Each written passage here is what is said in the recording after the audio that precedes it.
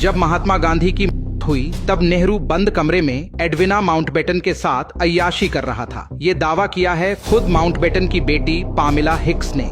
अपनी किताब daughter of empire life आज के माउंटबेटन में पामेला हिक्स ने इस घटना का जिक्र किया है। उन्होंने बताया है कि कैसे जब 30 जनवरी 1948 को गांधी जी की मौत हुई थी, उस समय नेहरू एडविना माउंटबेटन के साथ एक कमरे में बंद था। पामेला अपनी किताब में यह भी लिखती हैं कि एडविना और नेहरू के बीच घंटों बातचीत होती थी। नेहरू और एडविना को कई बार पामेला और उनके पिता कमरे में अकेला छोड़ दिया करते थे। अपनी इसी किताब में पामेला ने लिखा, सालों बाद जब मैंने नेहरू के लेटर पढ़े तो मुझे पता चला कि एडविना और नेहरू दोनों एक दूसरे से कितना प्यार करते थे।